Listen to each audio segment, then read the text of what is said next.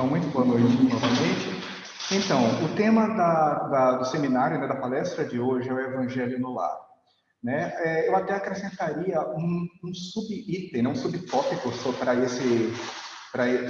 o Evangelho no Lar, porque, na verdade, a gente vai abordar a responsabilidade que nós temos com essa ferramenta poderosa de conexão com a espiritualidade, que muitas vezes a gente deixa a desejar, né? Então, vamos iniciar a nossa reflexão.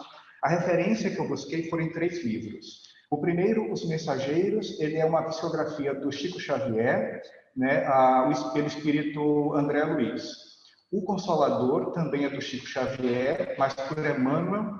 E o último livro, o SOS Família, é uma psicografia do Divaldo Franco, pela Joana de Ângeles. Só um comentário, o Consolador é um livro interessantíssimo, porque é um livro baseado em perguntas e respostas que pessoas influentes do meio espírita enviaram para o Chico, e o Emmanuel selecionou essas perguntas e ele catalogou neste livro. Então, é perguntas e respostas pelo Emmanuel, ele selecionou para nós. Tá? Então, nós vamos aqui, na verdade, discorrer sobre o assunto do Evangelho, sobre essa responsabilidade que nós temos, e eu trouxe algumas citações desses 3 livros para que possamos refletir juntos. Iniciamos com Os Mensageiros. Já no prefácio dos Mensageiros, que foi feito por Emmanuel, ele diz: é indispensável lavar o vaso do coração para receber a água viva, abandonar envoltórios inferiores para vestir os trajes nupciais da luz eterna. Ou seja, é necessário se abrir internamente, despir do homem velho para poder receber a luz do Evangelho, né? Como fazer o Evangelho no lar? Aqui a gente vai discorrer um pouquinho pela prática do Evangelho, né? Convide os familiares, escolhendo um dia e uma hora fixos, né? Aquele que for disponível para todos, para os pais, para os filhos, é um horário que for bom para todos. Uma vez organizado o dia e o horário da semana, sentam-se à mesa, preparam o recipiente com água pura e põem para ser fluidificada. Inicia-se com uma prece inicial. Essa prece ela tem que ser simples e espontânea, tem que vir do coração. É uma conversa, né, nossa com o Pai Celestial. Não precisam usar palavras rebuscadas, nada disso. Então, após a prece inicial, a gente faz a leitura do Evangelho. Para aqueles, né, que são da doutrina espírita ou que são simpatizantes, nós utilizamos o Evangelho segundo o Espiritismo. Mas se professar uma outra doutrina, pode ser o Novo Testamento, pode ser qualquer outra leitura edificante. Leituras que tenham bases morais, né, do Cristo. Essa leitura, ela pode ser em sequência ou aberta por acaso. A vantagem, né, de se abrir ao acaso é que damos a oportunidade da espiritualidade deles indicarem uma leitura específica para cada família. Um problema que, por acaso, a família esteja passando, ela é direcionada àquela leitura para a reflexão de todos, né? Se escolher fazer a leitura sequencial, simples. Terminou aquela leitura do Evangelho daquele dia, marca, fecha o livro, na próxima semana dá prosseguimento, né? Então, após a leitura do Evangelho, faz os comentários. Esses comentários são breves e com simplicidade. Precisa-se evitar a polêmica, a discussão e as acusações, mesmo porque esse tipo de atitude vai contra a própria caridade. O comentário não é para a gente apontar os defeitos dos outros, mas sim a gente precisa raciocinar em cima do que aquele texto tem para conosco mesmo. Porque todos nós temos erros. E muitas vezes acontece que durante a leitura do Evangelho, por exemplo, eu, minha mãe, meu irmão, eu faço a leitura na minha mente, aquela aqui, eu estou pensando aqui, isso aqui é para minha mãe. Minha mãe está na cabeça dela, isso é para o filho. E o meu irmão está apontando aquilo para mim. Se eu ajo dessa forma, onde está a evolução? Onde está a mudança de conduta? Se ninguém assume o erro, a postura errada. Então, tudo que é lido tem que se pensar o que é que eu tenho a ver com isso, onde é que eu estou pecando nesse aspecto, né?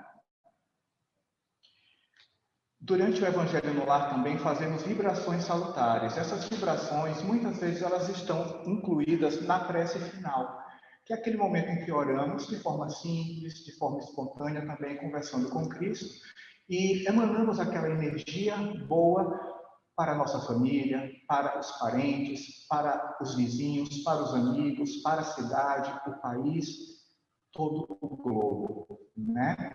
Sempre é válido esse tipo de emanação, porque a espiritualidade ele tem o poder de captar e alocar onde é necessário. Então, dando continuidade, temos algumas observações importantes sobre o Evangelho no Lar. Evitar comunicações mediúnicas. As comunicações mediúnicas, elas precisam ser realizadas, só devem ser realizadas dentro da casa espírita. Porque na casa espírita tem o material, né, humano necessário, preparado para isso, e mais ainda, a equipe espiritual que protege. Então, evitar ocorrências de comunicações mediúnicas. A duração do Evangelho no Lar é de 20 a 30 minutos. Não suspender a prática, né, do Evangelho no Lar por conta de passeios ou visitas. Se por acaso organizarmos uma viagem, podemos colocar o Evangelho na nossa bagagem. A gente pode fazer dentro do quarto do hotel, pode fazer na casa da tia, do primo. Onde a gente estiver, a gente pode fazer o Evangelho no Lar, seguindo o mesmo dia, o mesmo horário, né? Se recebermos visitas na nossa casa durante o Evangelho no Lar, também não existe problema de interromper. A gente vai lá, abre a porta, informa que está ocorrendo o Evangelho no Lar, convida para fazer parte, se sentar na mesa, maravilha, ótimo. Se preferir que não fazer parte, tudo bem também. Mas pede que se sente e aguarde, né, o final do culto do Evangelho para poder dar atenção. Não menospreze o culto por estar sozinho. Isso é muito importante, né? Porque, a princípio, o Evangelho no Lar é para os pais, né? Todos os irmãos, todos sentados à mesa. Mas nós aqui na Austrália, por exemplo, temos, né, essa realidade. A gente sai do ambiente familiar lá no Brasil, vem para cá, e aqui a gente se vê sozinho no nosso lar. A gente não vai fazer o Evangelho, precisamos fazer, é o nosso contato com a espiritualidade. Não precisamos sentar na mesa com os outros integrantes, mesmo porque tem outras culturas envolvidas.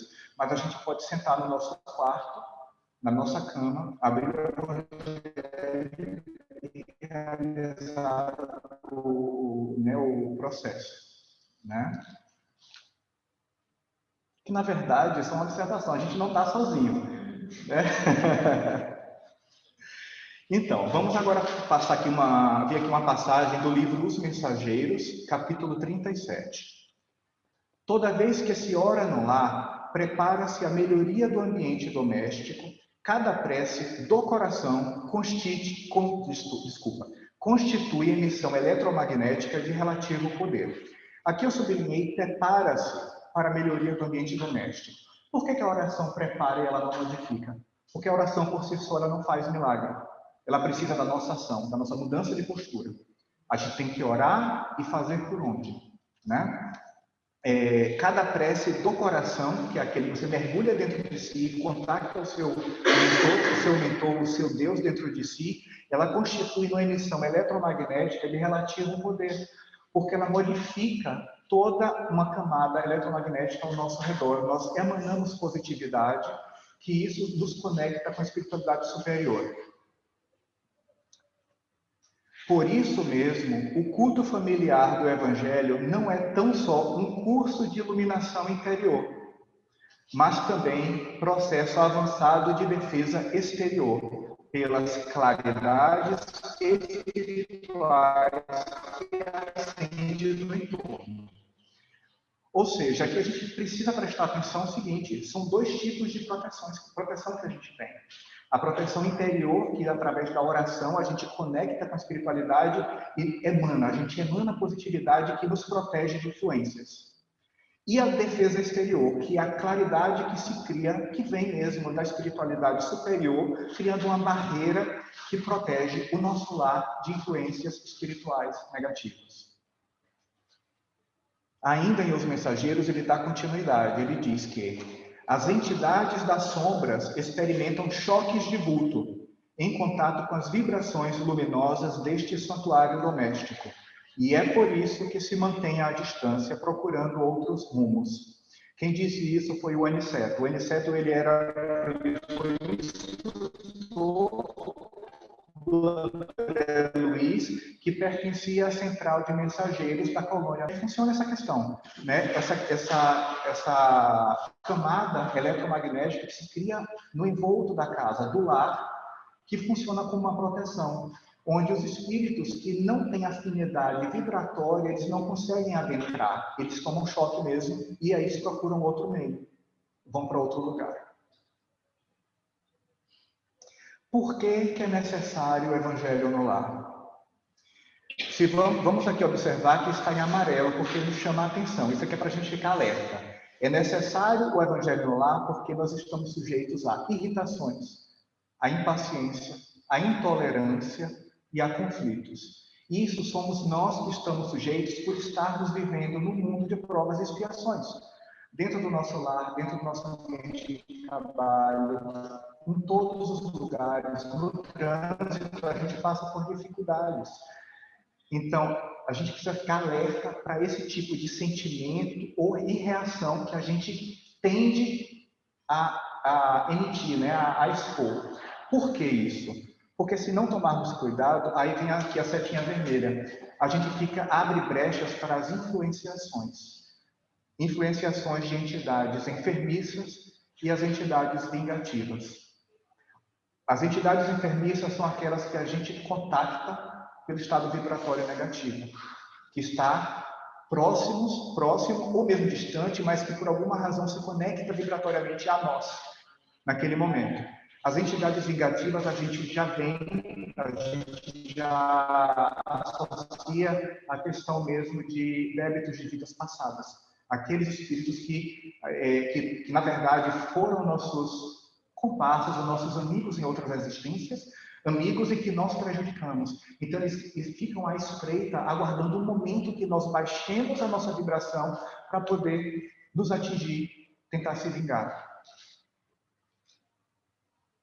Então, quais são os efeitos do Evangelho no lar? Aqui nós vamos falar de dois tipos de efeitos. O efeito no momento do culto. Quando estamos realizando o culto do Evangelho, o que é que a gente sente? Sentimos tranquilidade, serenidade, amor e paz. O ambiente são uma espiritualidade de luz.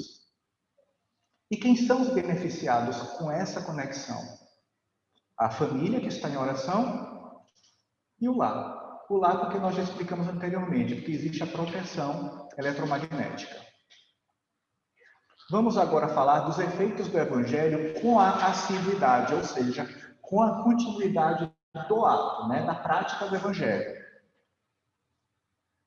O ser humano, né, a família, ela adquire mais força, né, diante das adversidades, dos problemas.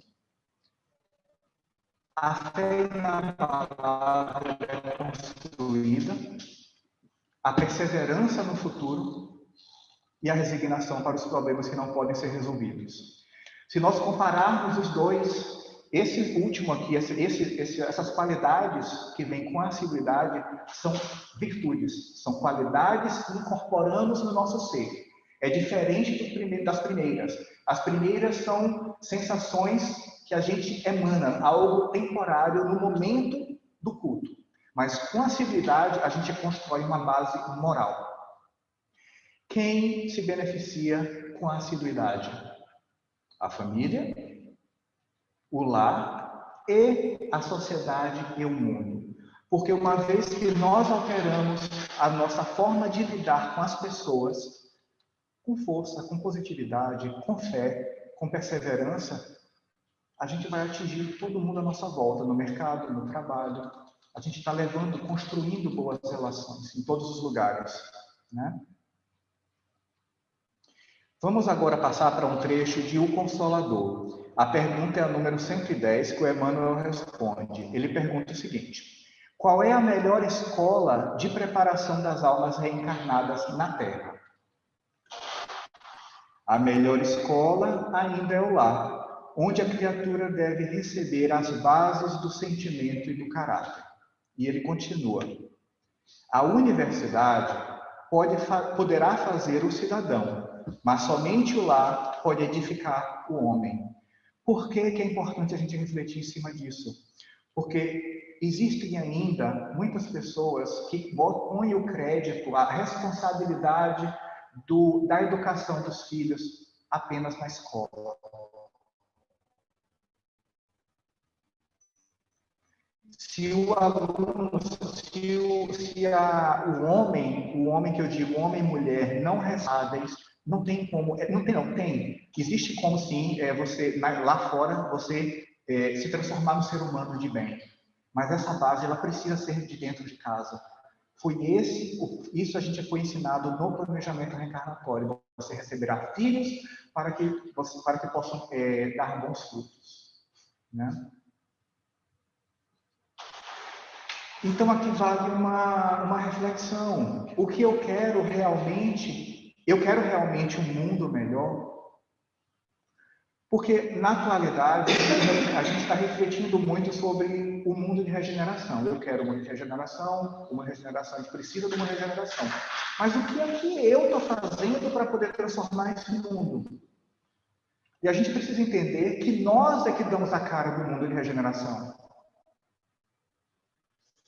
Se nós fizermos uma reflexão, se Deus retirasse toda a população mundial, deslocasse para um outro planeta, esse mesmo planeta que nós vivemos, e trouxesse aqui espíritos bons, eu não vou dizer nem espíritos perfeitos, espíritos bons, esse não seria um mundo regenerado? Seria, com os mesmos defeitos e com as mesmas coisas que a gente vê atualmente.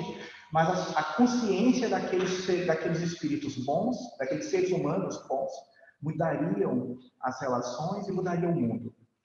Então, vale uma reflexão do que é que eu posso fazer para poder modificar, né? De que forma o Evangelho nos edifica? O Evangelho nos edifica desenvolvendo o amor, a solidariedade, a compreensão e o perdão. A palavra do Cristo, a moral do Cristo nos faz refletir sobre esses sentimentos nobres, que diz respeito à ligação com o próximo e também para conosco. Porque a gente precisa também se perdoar. Muitas vezes a gente não se perdoa por certas coisas. Só que isso não gera nenhum tipo de benefício, não resolve nenhum tipo de problema, né? Então, desenvolvendo essas características, a gente causa mudanças. Quais são essas mudanças? A gente muda hábitos na nossa própria vida, a gente muda atitudes para com o próximo, para com a sociedade, para com o mundo, para com a natureza. E a gente muda também as vontades, que talvez seja o mais difícil, lá dentro da nossa personalidade. Vai de mudança de valores. O que é que realmente que eu quero? Como é que eu quero em termos de evolução espiritual? Se eu quero isso, eu preciso mudar essa minha vontade aqui que está me puxando para baixo, né? Com relação a essas mudanças, né? Para que essa mudança toda, né? De atitude, de hábito e de vontade? Porque a reencarnação, que é isso que nós estamos hoje vivenciando, é uma oportunidade de cura das feridas da alma. Nós somos doentes da alma. Nós somos impacientes, nós nós não temos, se formos parar para colocar aqui uma lista de todas aqueles desejos, aquelas mais... Nós somos doentes da alma e a gente precisa fazer essa mudança de conduta para poder resgatar, para a gente se conectar com o transcendente e aquilo que vai nos levar à conexão com Deus. Essa mudança é necessária porque nós precisamos dar amor aos adversários que recebemos no seio familiar. Os nossos filhos, o nosso pai, o nosso irmão, eles são aquele elo do passado, de outras vidas, onde tivemos problemas sérios com ele. E a espiritualidade nos coloca no mesmo lar, claro que com esquecimento do passado, que é para a gente poder se reajustar, dar amor.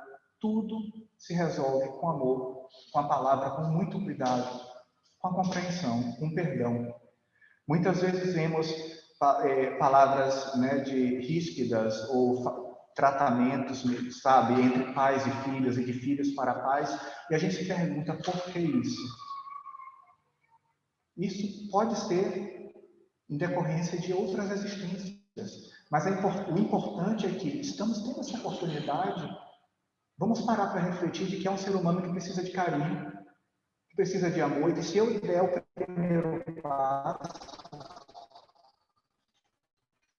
eu vou ser mais feliz lá na frente. Né? É no ambiente doméstico, como o Emmanuel falou antes. Aqui nós temos o Cristo e uma palavra que o Jesus nos disse, né? Onde estiverem 2 ou 3 reunidos em meu nome, aí estou eu no meio deles.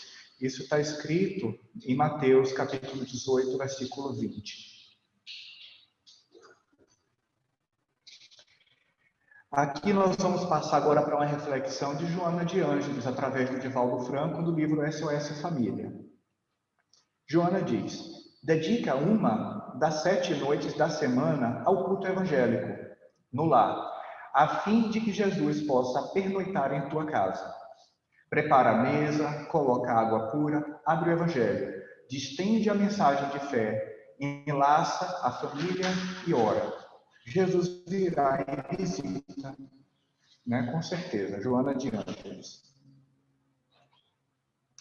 Aqui nós vamos fazer agora como é que chama? Vamos agora analisar similaridades. As similaridades entre um centro espírita e o culto do evangelho no lar. É que muitas vezes a gente não para associar, mas vamos aqui pensarmos juntos, né? Então, a oração inicial. Temos a oração inicial no centro espírita? Temos. Temos no culto no lar? Também temos. Temos uma exposição, uma palestra? Temos no centro espírita. Essa palestra, ela é baseada no Evangelho. Todos os palestrantes, eles recebem um tópico, a gente abre, né? A gente faz a leitura para se preparar e busca outros livros para poder incrementar aquele assunto. Isso também é feito no Evangelho no lar, porque no Evangelho no lar você vai ler o livro e você também vai discutir. Existe água purificada na casa espírita? Existe. Existe também no culto do Evangelho no lar. A gente põe a garrafa, né? A jarra. O passe e a irradiação de energia existe no centro espírita, o passe individual ou o passe coletivo. No culto do lar também existe. Os mentores da casa, os mentores individuais, eles se apresentam, né? Claro, se apresentam espiritualmente e eles passam aquela energia modificando tudo aquilo que nós precisarmos no nosso campo do corpo material e espiritual de acordo com o nosso mérito. E finalizamos com a oração. Isso a gente faz também na casa espírita e também temos no culto do lar. Por que é que eu trouxe essa observação? Porque existem 2 grandes momentos evangélicos. Um, onde a gente busca a luz na casa espírita. E o outro, a gente traz a luz para dentro do nosso lar. São 2 dias na semana que a gente se conecta com a espiritualidade para nos fortalecer. E qual é o objetivo disso? Qual é a grande proposta, né, do Evangelho? É levar a psicosfera atraindo espíritos benfeitores. O que é a psicosfera? A psicosfera é a nossa aura. É aquilo que a gente pensa e aquilo que a gente sente que se reflete em torno de nós. É isso que provoca a nossa sintonia com os espíritos. Né? Então, durante os momentos de oração de Evangelho no Lar, existe essa conexão. Existe essa conexão aqui nesse momento em que estamos reunidos. Existe essa conexão também quando nós fazemos Evangelho no Lar. Então, a grande proposta é para que consigamos nos conectar o máximo possível e não perder essa conexão. Precisamos manter essa vibração elevada. Quando sairmos da casa espírita, precisamos manter esse pensamento, esse sentimento que temos agora. A mesma coisa após o Evangelho no Lar. Esse é meu último slide. Eu finalizo com essa imagem do nosso querido Chico Xavier, com esse beijo aí do Chico. E tem uma frase que é atribuída ao Chico, que ele diz: ambiente limpo não é o que mais se limpa, mas sim o que menos se suja. Ou seja, a gente precisa tomar muito cuidado para mantermos a nossa vibração sempre elevada, para não nos sujarmos, para que não soframos influências. Então, aqui eu finalizo a apresentação de hoje. Agradeço ao pessoal que está em casa, agradeço a todos aqui. E vamos iniciar, então, a nossa prece final. Eu convido os nossos passistas para posicionarem. Com os olhos fechados, Pai, agradecemos a oportunidade que temos de estarmos nesse momento aqui reunidos, proferindo as palavras do Evangelho. Que esses ensinamentos, Pai, sejam internalizados no nosso ser, que possamos modificar os nossos atos, as nossas condutas, os nossos comportamentos, que possamos sempre visualizar a figura do Cristo no nosso irmão, que possamos sempre atrair bênçãos para o nosso lar, para o lar do nosso irmão, que através dessa vibração positiva possamos envolver o mundo nessa energia maravilhosa que vem da espiritualidade amiga. Vamos mentalizar agora o nosso mentor na nossa frente, irradiando aquela luz, aquele brilho, envolvendo a nossa mente, envolvendo os nossos ombros, os nossos braços, nosso peito, descendo pela cintura, nas pernas, no joelho, nos pés. Envoltos nessa energia de luz, vamos orar a oração que o Pai nos ensinou. Pai nosso que estais nos céus, santificado seja o vosso nome, venha a nós o vosso reino, seja feita a vossa vontade, assim na terra como no céu. O pão nosso de cada dia nos dai hoje, perdoai as nossas ofensas, assim como nós perdoamos a quem nos tem ofendido, e não nos deixeis cair em tentação, livrai-nos de todo o mal. Que assim seja.